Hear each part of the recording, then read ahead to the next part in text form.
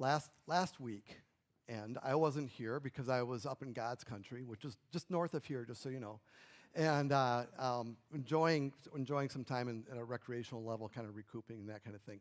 But I missed kind of an important week, and the news was dominated by a name that maybe might be a trigger for you. I'm not getting my slides up. I'm going to use my slides, so let me see. Okay, there we go.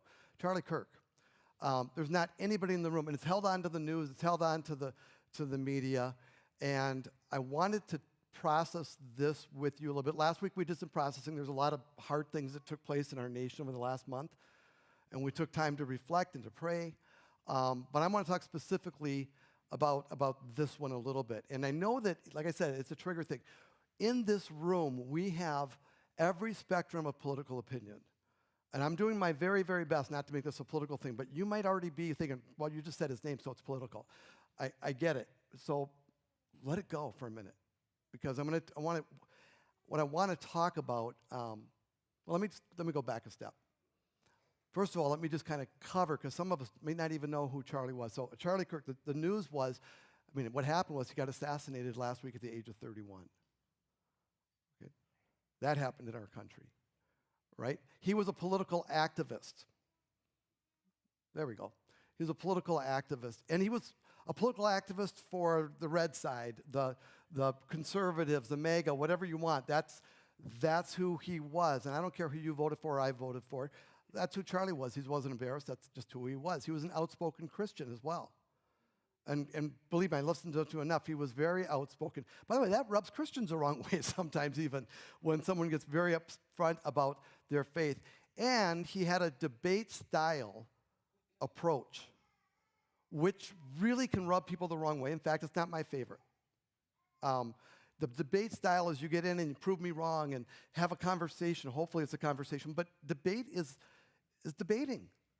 And so it can be rough and it can appear rough, and it makes awesome clips for reels and things like that. So all that is true about him. If that was where it stopped, he got assassinated. And maybe he didn't say the words you wanted to say, but he got assassinated for the words that he was saying. So I want to just give you this, and I'm not trying to convert you to something, but we have to be on the same page that it's okay to talk about, to mourn. So I want to just share with you 6 reasons why I mourn Charlie Kirk's death. And by the way, it's not because I love Charlie Kirk. So the first reason is he leaves behind a widow and 2 young children. How can we not mourn for that family? Yes, every other family that loses people as well. But this is an assassination kind of thing in our country. It's dominating the news. It's dominating.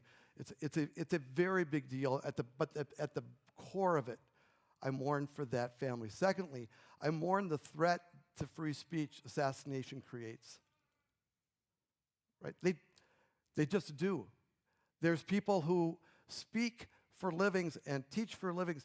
We're worried about things we never had to worry about before. Those of you who are parents and you're putting your kids in school, and it doesn't matter what school, there's a little part of you that goes, I pray for a safe day. I pray that my kids are okay. That's the country we live in. It wasn't like that when I was a kid. We were just booted to school. We hope you don't come back until late, right? That was school, all right? I'm the first generation. I'm older, so I can say this. I think I'm the first generation of pastors who have to play through in their mind what happened if somebody walks through those doors with a gun. What am I going to do? That was never before in American churches. But that's a real thought today. Right? And just so you know, I believe in run away, right? Because they're probably,